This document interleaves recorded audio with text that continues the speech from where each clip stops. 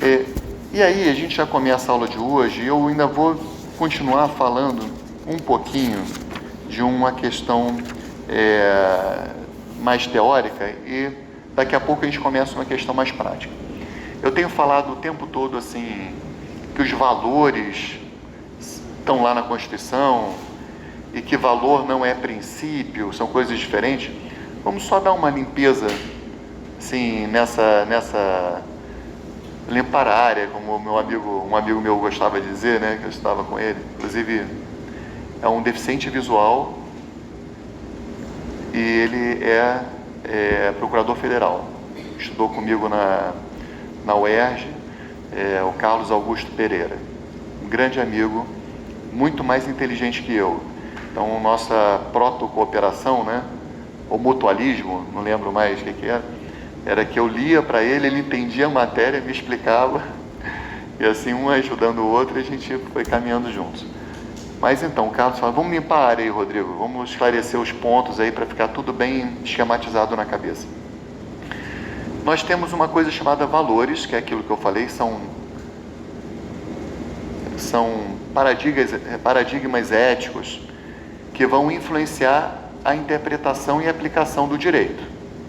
Mas os valores não são normas jurídicas, são simplesmente paradigmas éticos, tá? Normas jurídicas, nós temos, para grande parte da doutrina, dois tipos de normas jurídicas: as regras e os princípios. Normas jurídicas são ou regras ou princípios. Há um jurista que eu gosto demais, que chama Humberto Ávila, a gente vai falar dele mais para frente, que acrescentaria os postulados. Mas vamos ficar com regras e princípios por enquanto, tá? Que é como o do Dworkin, entre outros, Alex, né? Alex que você pronuncia? Sempre me confundo, cara. Sempre peço help em relação a isso. Como é que é? Alexi? Bom, quem acha que é Alexi, levanta a mão aí. 1, 2, 3. Quem acha que é Alex, levanta a mão. 1, 2. Quem não sabe, levanta a mão. Bom, então, pessoal, vou chamar de Alexi, porque eu vou confiar no Ananias, tá? Então,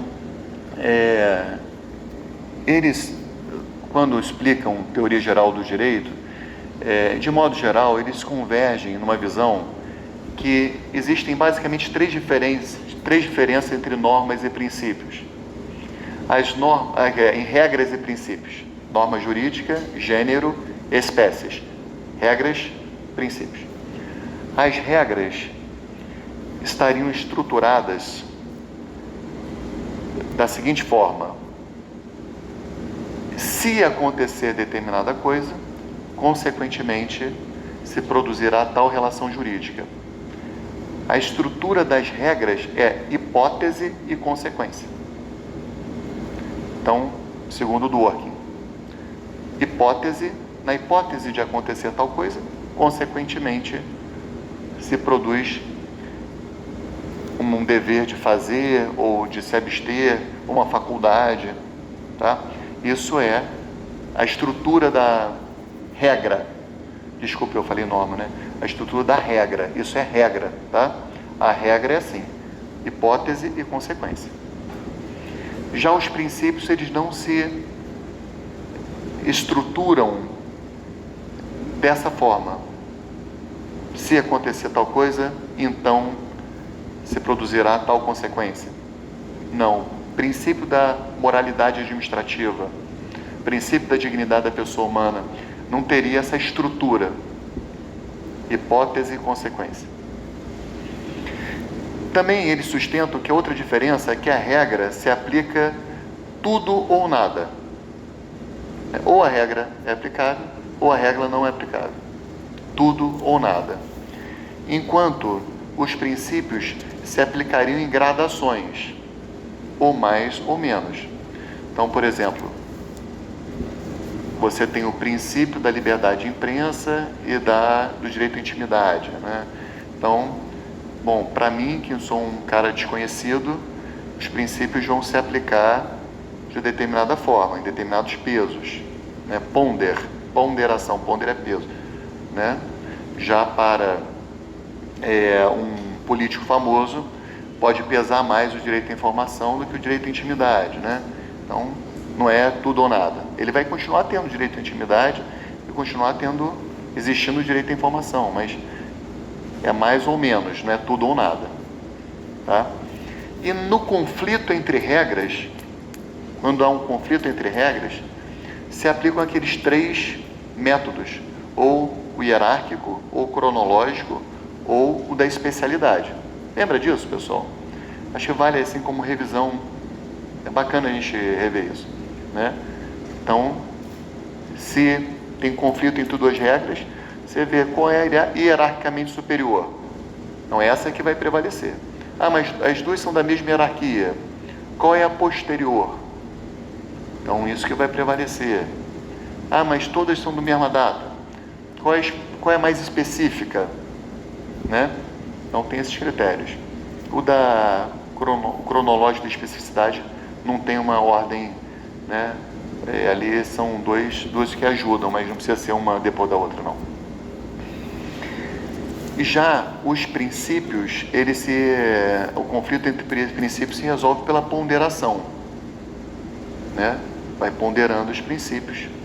Então essa é a terceira diferença, muito relacionada à segunda, né? Então essa é a terceira diferença. Então essa é a diferença entre regras e princípios para o Dworkin e o Alexis.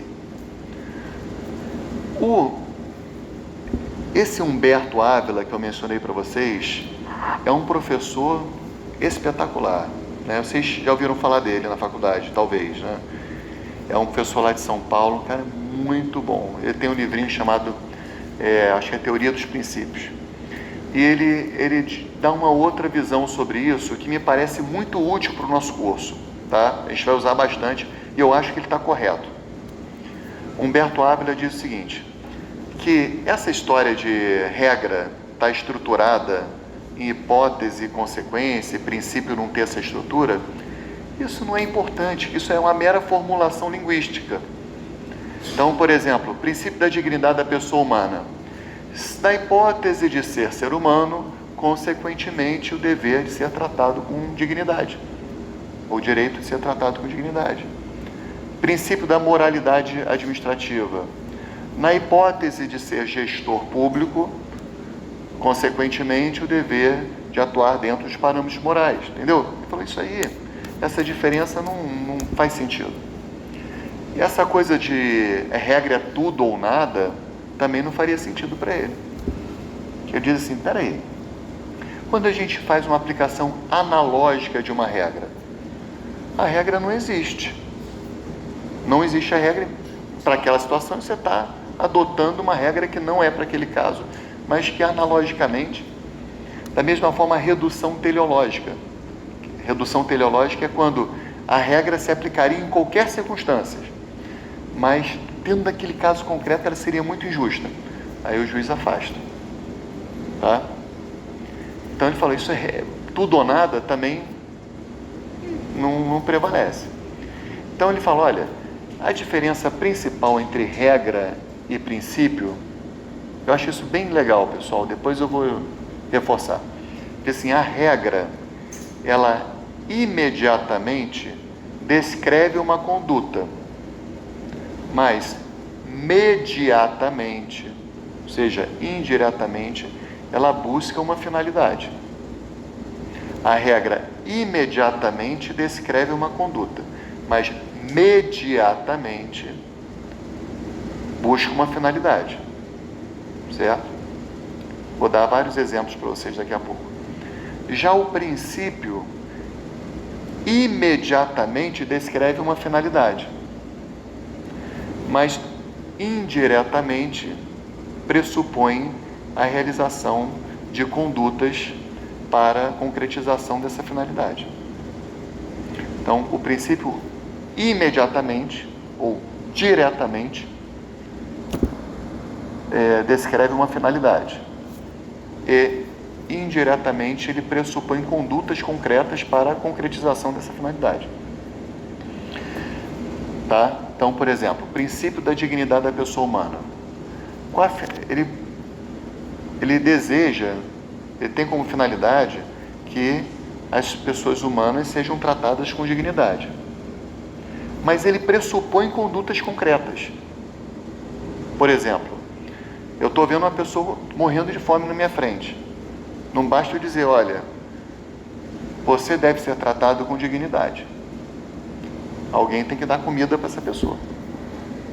Então ela pressupõe condutas. Já a regra é diferente. Por exemplo, é que tem um que é super polêmico, tá, pessoal? Eu detesto dar esse exemplo, mas é que esse foi uma redução teleológica feita pelo Supremo. Existe uma regra que diz: quando houver relações sexuais com pessoa menor de 14 anos, há presunção de violência. Não existe essa regra no direito penal? Porque eu não entendo nada. Vamos lá. É uma regra muito clara. Ela descreve um comportamento: não ter relações sexuais com pessoa abaixo de 14 anos. Descreve um comportamento, bem claro. Mas ela, indiretamente, ela busca uma finalidade. Qual é a finalidade que ela busca? Me parece que é a proteção da liberdade sexual daquela pessoa que supostamente não teria maturidade ainda para decidir em relação à sua sexualidade, certo? Não conheço o caso com detalhes, mas os professores sempre dão esse exemplo. Um caso concreto, o Supremo, analisando o caso concreto, avaliou que naquele caso concreto não houve, a norma, se fosse aplicada, ela não estaria compatível com a finalidade que ela buscava, de proteção da liberdade sexual daquela menina, tendo em vista que, segundo contam, e eu não analisei o acordo, no caso concreto, ela já teria maturidade suficiente para decidir, e o contexto do caso faria com que ela não tivesse, que a norma não alcançasse a finalidade caso fosse aplicada. Então, embora a norma existisse, ela foi objeto de redução teleológica pelo Supremo. Entendeu? Então, não conheço os detalhes do caso, tá? Eu não gosto muito de dar esse exemplo, mas me parece que esse exemplo é muito utilizado e muito paradigmático. Depois até você podia estudar ele, né? Peço tudo para a Ananias, né? A Ananias é meu grilo falante, que vai ali me ajudando. Tudo bem, pessoal? Entendeu? Então isso é a chamada, a diferença entre regra e princípio com Humberto Ávila. A gente vai usar muito isso no nosso curso. Vai usar demais. Vocês vão ver como isso tem uma utilidade prática fantástica para a gente, tá? A gente vai ver que algumas coisas que a gente chama de princípio da anterioridade, na verdade, na essência é uma regra, não é um princípio. Outras coisas que a gente chama de regra, tá? É princípio, tá? Só para a gente caminhar e entender bem como é que funciona. Bom, e os valores, então, não têm caráter normativo, certo? Você não pode aplicar uma conclusão baseada apenas nos valores que estão na Constituição. Tem que ser ou numa regra ou num princípio.